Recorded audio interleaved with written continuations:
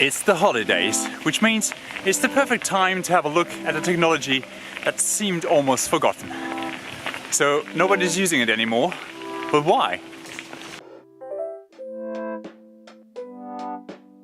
Sometimes, especially in our industry, the old technologies are often the better ones because they provide a lot of experience that has been put into this technology.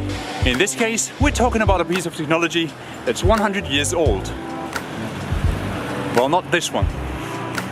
For the purpose of this video, I'm gonna visit my old friend Stefan Meyer, who is running a rental service for music and stage equipment.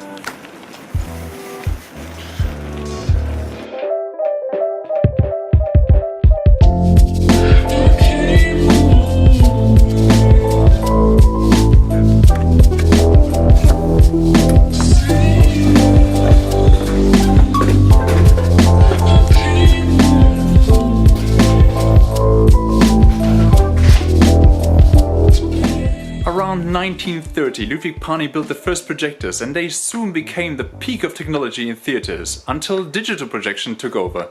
But they are still in use, and sometimes you just need a Pani projector to have the right artistic expression.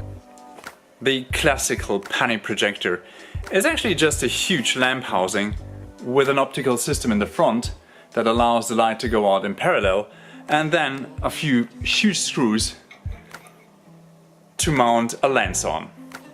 On the inside of the latest models there is an HMI lamp, a mirror and a lens construction that is pretty complex. Let me show you.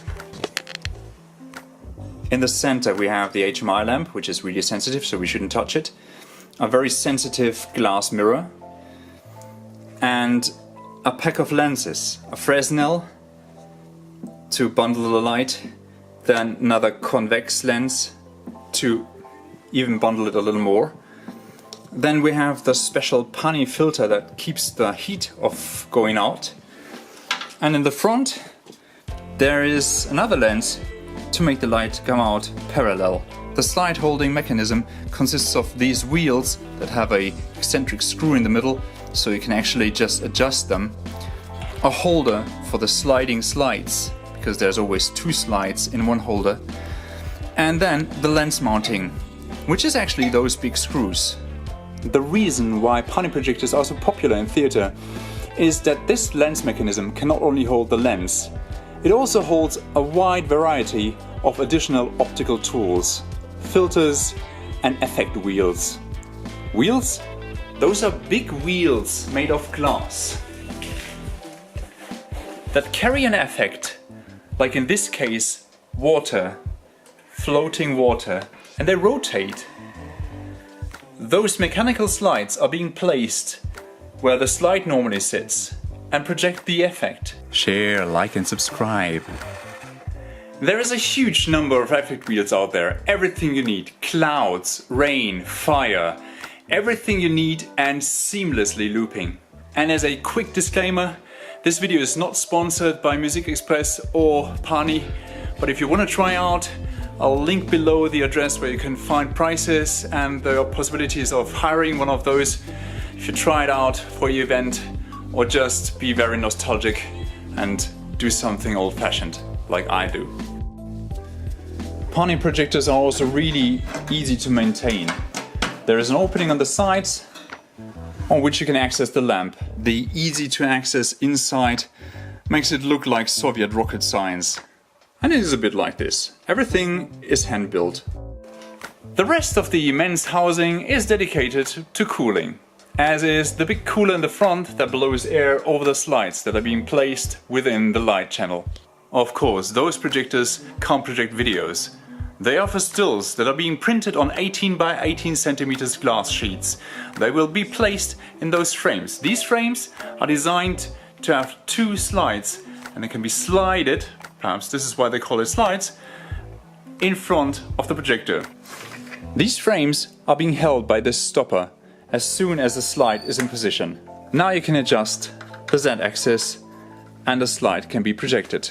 That is if you put a lens in front of the projector, otherwise you just have colored light. The lenses for Pani projectors are those huge tubes with all the glass inside and those big anchors for the screws. Those are being put in front of the slides, and the light is going through them to the object you're projecting on.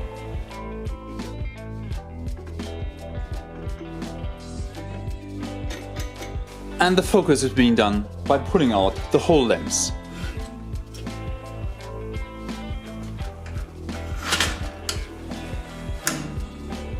And as HMI isn't dimmable, this little box here controls 2 sheets of glass that have a gradient in black.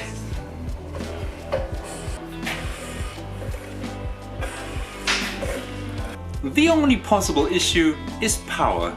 Those are the small projectors. They are 4000 watts. There are smaller ones with 2.5, but also bigger ones with over 10,000 watts that have to be fed to the lamp. So those projectors always come with a ballast. Something like that, with a connector that is a little stronger than you expected. As this is very old technology, all the other accessories are, forgive me, Soviet rocket science. Big wheels and mechanics. As a consequence, those machines are super robust, and things that you have to do digitally with digital projectors can be done mechanically with those. If you need cropping blades, you take cropping blades, black steel that's being put in between the lens and the slide, just like this.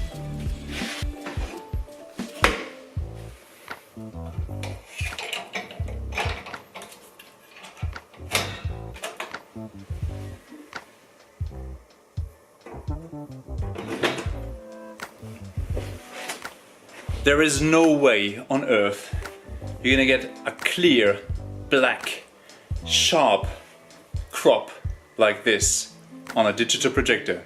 But there's one thing that makes Pani projectors stand out from any other projector available today, and that's the sheer output of light. Those projectors are hugely powerful. Depending on the lens, a 4000 watt HMI model will output between 45 and 70,000 lumens.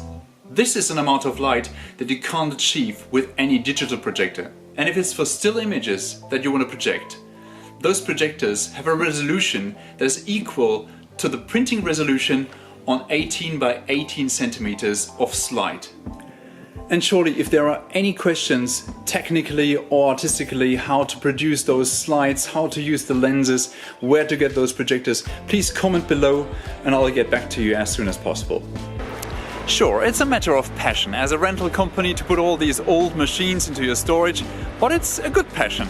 And artistically, Panis are the best projectors I know. Share, like and subscribe.